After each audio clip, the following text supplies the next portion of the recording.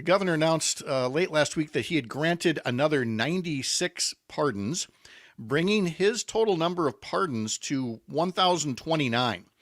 This round of pardons breaks the Wisconsin record for the most pardons granted by a governor in state history. Down in Missouri, there's Governor Mike Parson, who was a rural sheriff for 12 years.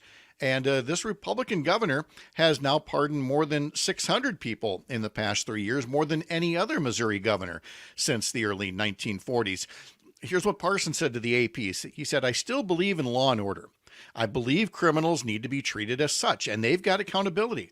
But it doesn't mean they're a criminal all their life. I think you've got to be able to look at it," he said. And here's how Evers put it. "Since reestablishing the pardon process during my first term, it's been a privilege to hear about the lives, the hard work, and the contributions of so many to overcome their past mistakes, seek redemption and forgiveness, and give back to their communities. Hearing about these individuals' stories and their efforts to make amends has been extraordinary."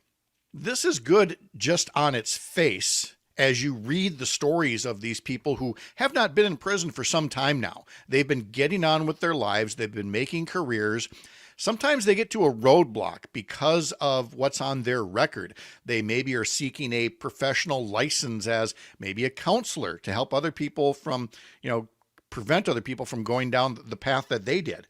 But their record might prevent that professional license from happening. And so that's part of the power of the pardon. It is not an expungement, but I think just the whole notion of this is not just good on its face, but it is such a trolling of other governors, other executives, other politicians with their so-called tough on crime approach. In our case here in Wisconsin, it's a trolling of Scott Walker and his idea of Christian behavior.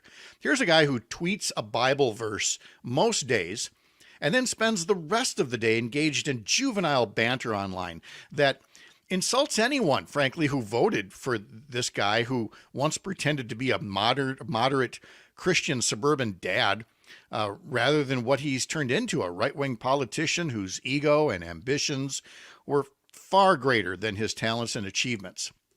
But of course, he, and I'm sure other Republicans, will talk about these pardons as if these are people being released from death row for murder, when pardons go to the people who've long ago been released from prison.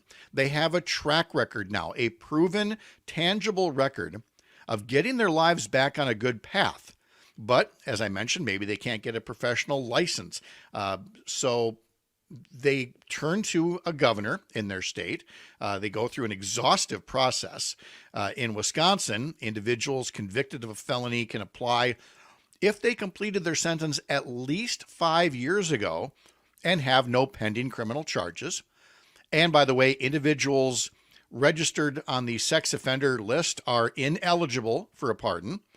And again, a pardon is an official act of forgiveness that restores some of the rights that were lost, like being able to serve on a jury or run for elected office or hold professional licenses. It does not wipe the record clean. There were hundreds, if not thousands, of people working hard to put their lives in a good place during Scott Walker's 8 years in office. And he pardoned absolutely zero of them, treating every one of them like their past misdeeds earned a life sentence. That big fat zero on pardons was nothing more than a pathetic attempt to prove to be some kind of tough guy. And I'll acknowledge that it only takes one of these people getting a pardon to screw up, and other politicians will pounce and say, "See?" The same as they do when only one immigrant messes up. They want to shut all the borders, or only one welfare recipient gets too much help and they want to shut down the program. It's just punching down, which is what some politicians only seem to be able to do in order to appeal to their base.